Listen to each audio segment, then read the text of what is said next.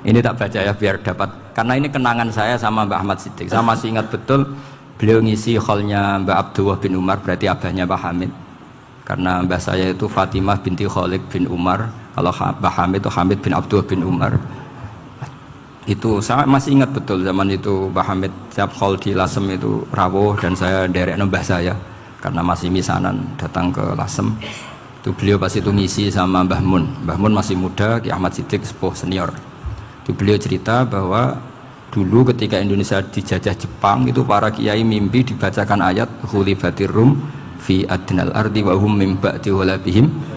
Terus ada kiai yang tanya, takwilannya gimana? Ya nanti Jepang pulang bukan karena kita yang mengalahkan, tapi Jepang ada yang mengalahkan sendiri, meskipun tidak kita.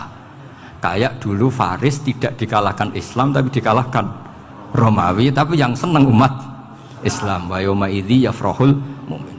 Itu luar biasa ulama-ulama kita. Delalah kejadiannya Indonesia seperti itu. Yaitu kita tidak mengalahkan Jepang, tapi Jepang pulang sendiri karena dikalahkan apa? Sekutu. Ya ini saya baca. Ini tidak usah dicek bacanya benar apa enggak, sudah aman apa? Aman. Karena kalau saya salah itu ya sengaja. Artinya ya sengaja saja. Ya biasa maksudnya.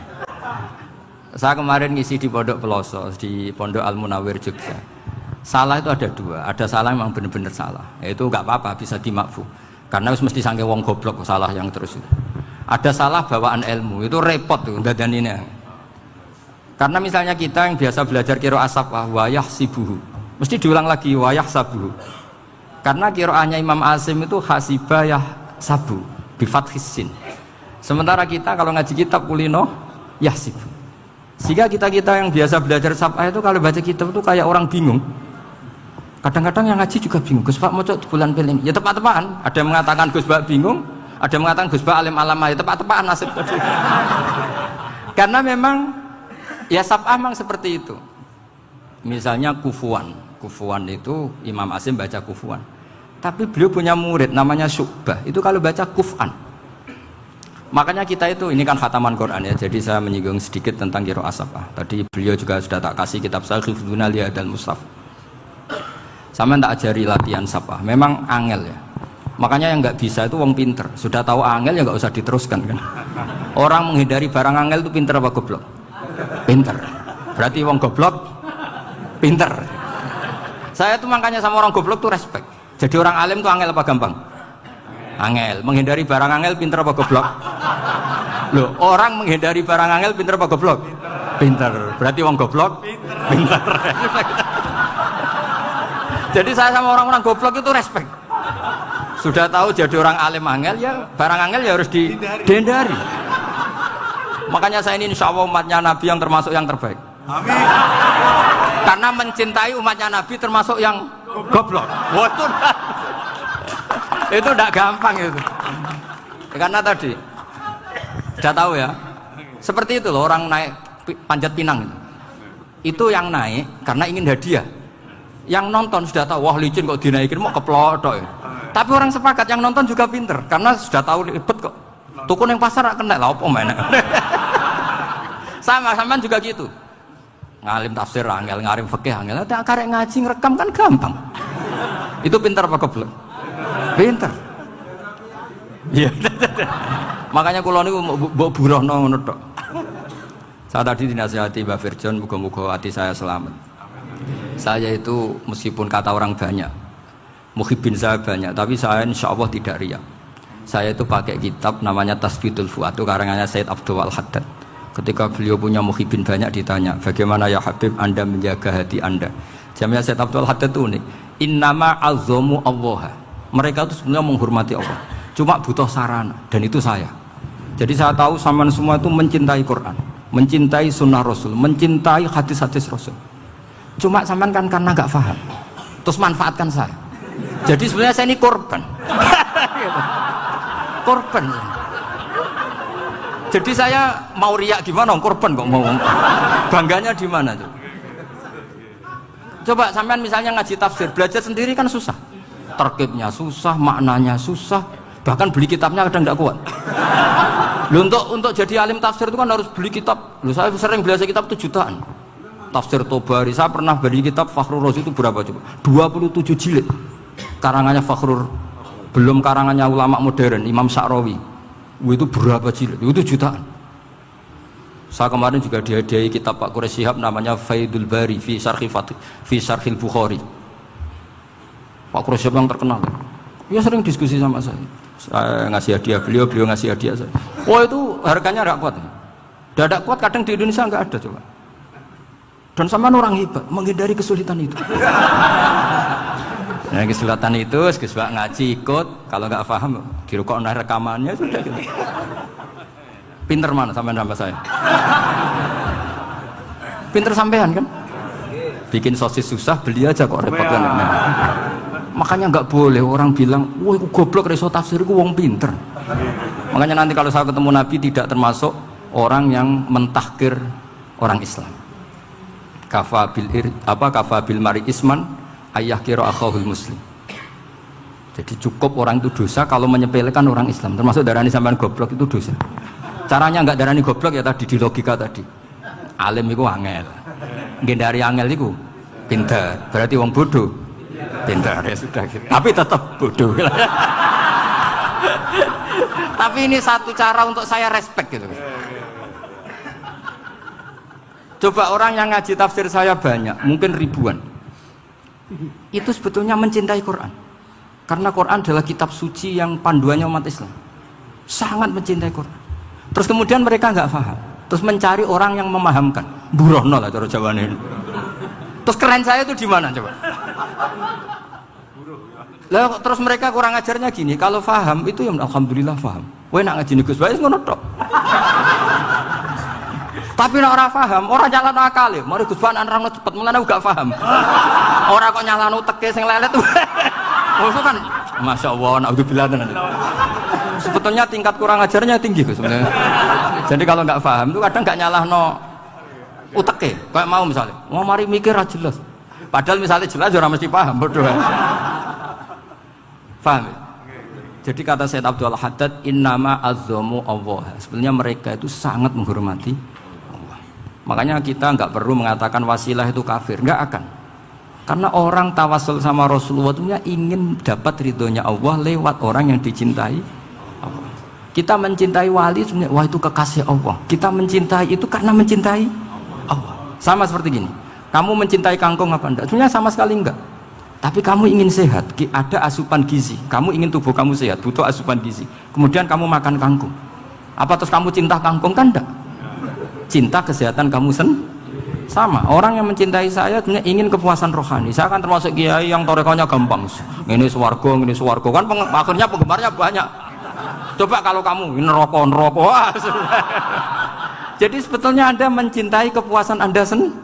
Nah, saya ini korban. Makanya untuk masuk surga cepat saya, korban itu cepat. Da'watul mazlum la turaddu kan gitu. Laisa bainahu wa bainallah hijab. Jadi saya kalau dongo langsung seret langit. Karena mazlum. Saya sinau tafsir itu Pak, sampean bayangkan ada tafsir itu sudah 27 jilid. Sengarang Fakhrur Razi itu bulatnya bukan main. Karena dia ahli filsafat. Bulatnya Masya Allah. Sudah gitu sinau Jalalain kadang dikomen oleh Sawi. Sudah kita percaya Jalalain boleh dibuli Sawi. Percaya Sawi dikandani, oh itu Maliki rasa ribet. Sudah gitu sinau Qurtubi, sinau tafsir Tobari itu susahnya. Belinya susah, belajarnya susah. Padahal saya punya keluarga, punya istri, punya anak. Bayangkan kalau istri saya rewel kayak istri sampai. Wah itu. Tapi alhamdulillah enggak. Sama sekali enggak. Allah sudah milihkan, wah ini bahaya kalau punya istri rewel. Imam Sibawai itu kitabnya banyak, tapi yang terbukukan hanya kitab Sibawai. Karena beliau kalau sudah belajar lupa istri. Hanya pas beliau di pasar, kitabnya dibakar semua sama istrinya. Karena dianggap saingannya. Ternyata yang dicerai tidak kitabnya, malah istrinya. Itu Imam siapa? Sibawai. Tapi alhamdulillah kitab saya nggak terbakar, aman. Saya teruskan ya. Jadi untuk menjaga riya dilatih innama azzamu Allah. Sebenarnya mereka itu menghormati Allah. Sehingga wasail-wasail itu sebenarnya nggak pernah jadi subjek pelaku utama, tetap Allah. Sebab itu kata Sayyid Muhammad, kamu kok mengatakan wasilah itu kafir itu gimana? Ketika innallaha qad ba'atsa lakum taluta malika. Tolut itu ya manusia. PD-nya itu apa? Inna ayata mulkihi ayyatiyakumut tabut fihi sakinatum min rabbikum wa baqiyatum mimma taraka alu Musa wa alu Haruna tahmiluhul malaikah. Jadi beliau PD itu kalau bawa sunduk semacam peti sakti, sing di situ ada baqiyatum mimma taraka alu Musa wa alu Haruna tahmiluhul malaikah. Ya kayak semacam jimat. Tapi saya bukan mensyariatkan jimat enggak, karena nanti banyak penjual yang pembohong juga gitu loh. Cuma cerita, kamu tidak usah mengatakan kafir. Dulu Tolut PD-nya kalau bawa sunduk semacam peti kesaktian yang di situ ada baqiyatum mimma taraka alu Musa wa alu Haruna tahmiluhul malaika. Sehingga Khalid bin Walid meskipun beliau sahabat dan menyaksikan wajah Rasulullah SAW, itu bawa sya'aratun min sya'aratihi Rasulullah SAW, bawa rambutnya Nabi. Perang kemana-mana itu diletakkan di pecinya. Nanti sama tanya lagi, masa pakai peci Khalid bin Walid itu? Wah panjang, sampai itu repot. Sampai tak warai ngaji usul fikih. Usul fikih itu kalau ngaji itu ada istilah tangkihul manat. Ini mesti ini wilayah yang kita bisa berdebat sama Mbah Firjon. Dulu itu musuh saya karena saya makili Anwar, beliau makili Peloso. Tapi tahu-tahu kalah tua terus saya mengundurkan diri. Di fikih itu ada istilah, ada tangkihul manat, ada tahqiqul manat, ada tangkihul manat. Tangkih itu kira-kira gini, lafadz hadis itu dibuang sekian untuk tahu bahwa itu madarul hukmi. Misalnya gini, tak beri contoh paling gampang. Sama harus paham, kalau nggak paham nggak pinter-pinter. Ja'a a'rabiyun ila Rasulillah sallallahu alaihi wasallam. Ya karena ini menghormati Mbah Ahmad Siddiq, saya orang alim, jadi ngaji ini tetap ada suasana alim. Ya harus ada suasana alim. Nggak perlu jadi orang alim tadi susah. Sudah ngindari susah itu pintar. Sudah itu aja. Jadi orang alim susah, ngindari barang susah pintar. Berarti orang tidak alim pintar. Nah, meskipun tetap sudah kita itu pegangi sampai mati nanti. Loh, jadi orang alim itu repot. Itu kata Imam Ghazali, kalau orang alim kalau mau masuk surga itu sama Allah nggak boleh. Kif, kamu nggak boleh langsung masuk surga. Coba cari umat kamu, syafaati dulu. Nah, saya takut nyari sampean tidak bisa kembali. Saya tidak punya rencana itu. Pokoknya mau masuk. Boleh sampean kuaduan, aduan balik raroh dewe, repot nanti saya. Berat jadi orang alim itu berat. Ya saya teruskan ya. Ada tangkihul manat. Ja'a a'rabiyun ila Rasulillah sallallahu alaihi wasallam. Faqala ahlaktu wa ma ahlakaka qal waqa'tu imraati fi nahari Ramadan. Ya sidang kita, saya ini rusak ya Rasulullah. Kenapa? Karena saya menjima istri saya fi nahari Ramadan. Kata Nabi, kamu harus bayar kafarah. Napa Nabi kafarah? Puasa 2 bulan. Wong baru 1 hari aja terjadi gitu kok disuruh puasa 2 bulan. Ya tidak kuat ya Rasulullah. Baru berapa hari saya puasa aja kecelakaan seperti itu. Apalagi kalau sampai 2 bulan. Tidak ya Rasulullah. Ya sudah kalau gitu kamu pertama ngasih makan apa? Itqu raqabah kan, pertama merdekakan budak. Tapi kan sekarang nggak ada budak makanya terus sekarang langsung puasa. Wah ini nggak bisa semua. Ya sudah kasih makan orang 60. Kasihkan siapa ya Rasul? Ya orang fakir. Saya ini paling fakir. Di kampung saya ini orang paling fakir. Jadi mulai dulu orang fakir itu hubungan suami istri itu paling lancar. Mulai dulu. Makanya orang fakir itu anaknya banyak. Karena hiburannya hanya itu. Wong Ramadan aja. Coba mau ke ATM nggak punya uang, mau antri di bank nggak punya, mau apa coba? Itu mulai dulu. Ini sanatnya mutasil. Wah, akhirnya sudah sanksinya kan tadi ya itqu raqabah atau puasa 2 bulan berturut-turut atau ngasih makan 60 orang miskin. Lalu kata ahli usul fikih, kata a'rabi dibuang, nggak menjadi catatan hukum. Orang kota pun kalau melakukan itu juga kena sanksi yang sama. Imro'atau juga dibuang. Andai kan itu dilakukan untuk amatnya juga ketentuannya sama. Nah sekarang perdebatan antara Imam Syafi'i dan Imam Malik begini. Sekarang pertanyaan gini, jima istri itu hukumnya boleh apa haram? Boleh kan? Lalu kalau ada orang tanpa udzur kemudian makan siang-siang, cara Imam Malik hukumnya sama, harus kena sanksi yang sama. Karena sama-sama hadku hurmati Ramadan bi ghairi udzrin syar'iyyin. Sama-sama merusak hukum Ramadan tanpa udzur syar'. Lo jima itu tidak zina. Kan hukumnya jaiz. Nah sekarang makan hukumnya jaiz, harusnya juga kena ketentuan yang sama. Cara pikirannya Imam Malik. Nah alhamdulillah Imam Syafi'i gak setuju. Wah cara setuju repot. Bahkan orang-orang Syafi'i sudah punya khilaf, kalau gitu minum dulu. Iya, biar nggak kena. Iya, biar iftarnya pakai minum. Setelah minum baru jima kan. Iya. Ini sudah menyiapkan khilanya. Ini khas Syafi'i ini, bongsong rekayasa hukum. Nanti bisa belajar jauh cara ngakali hukum. Makanya guyonan yang masyhur Gus Dur itu gitu.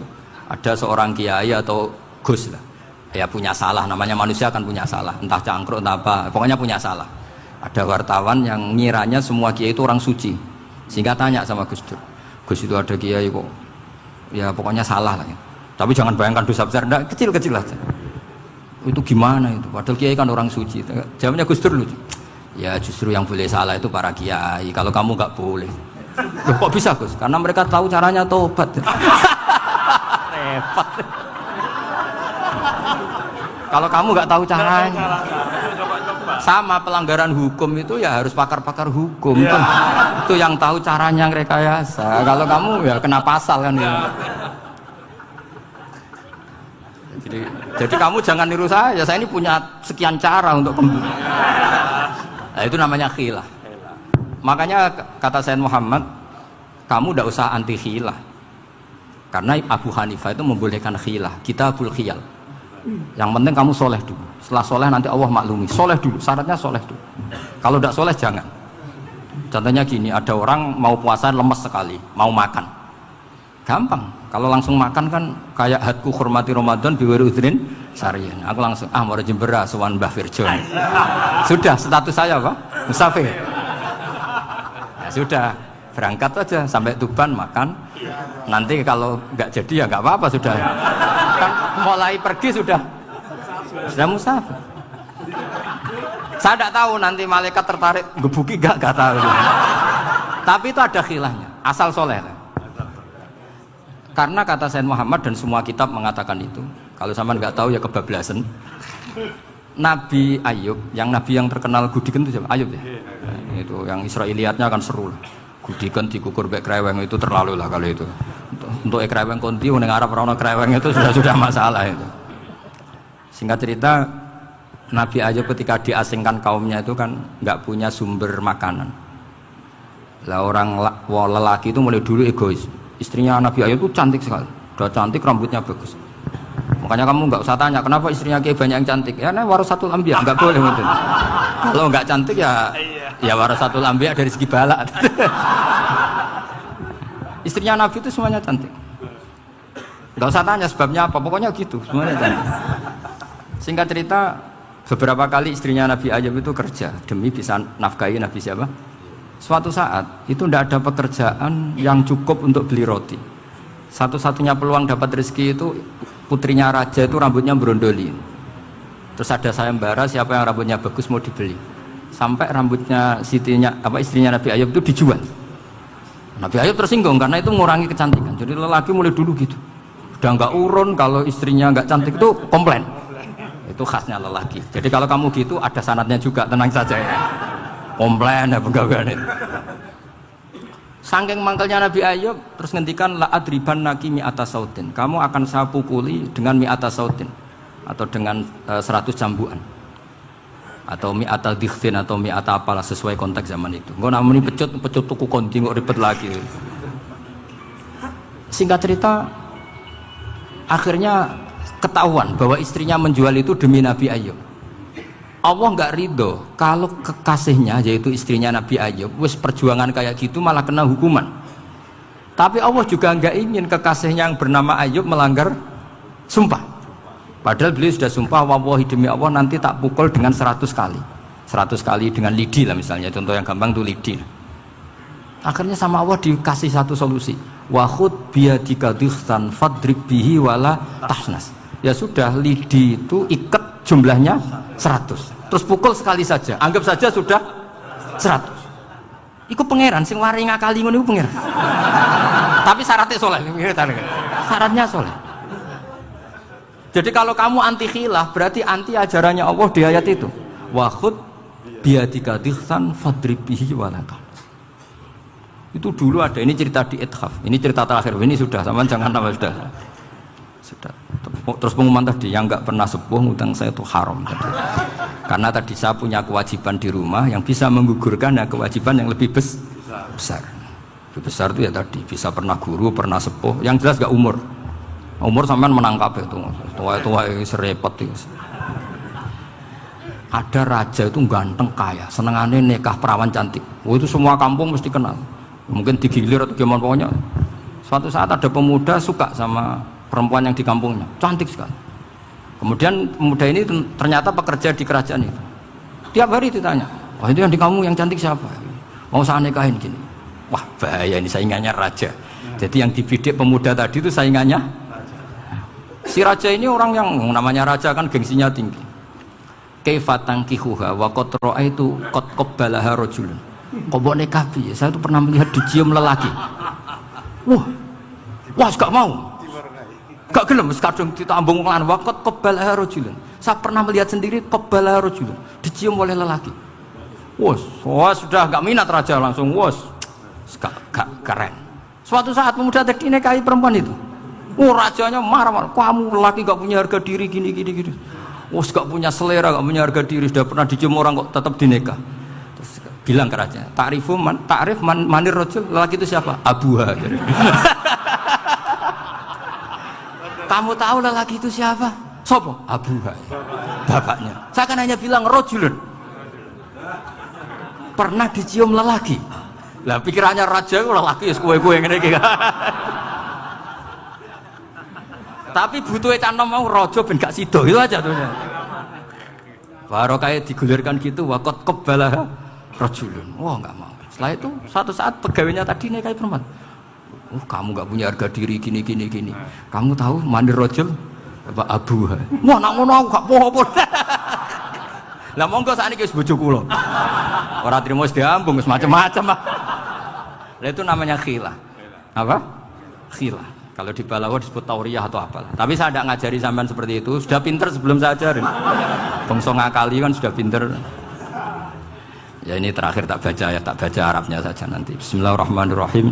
Biar dapat barokahnya Syekh Nawawi juga barokahnya guru-guru.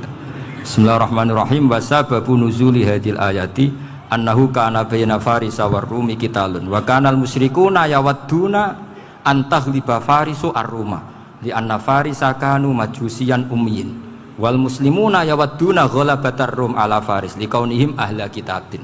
Jadi zaman dulu orang Islam lebih senang kalau yang menang itu orang Nasrani. Kalau bandingannya ateis.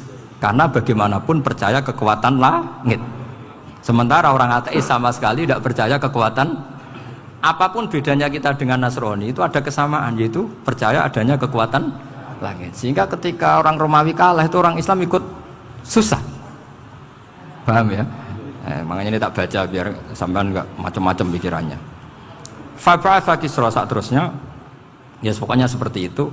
Akhirnya Rasulullah SAW berdoa lebih seneng yang menang itu Rom karena ahli kitab.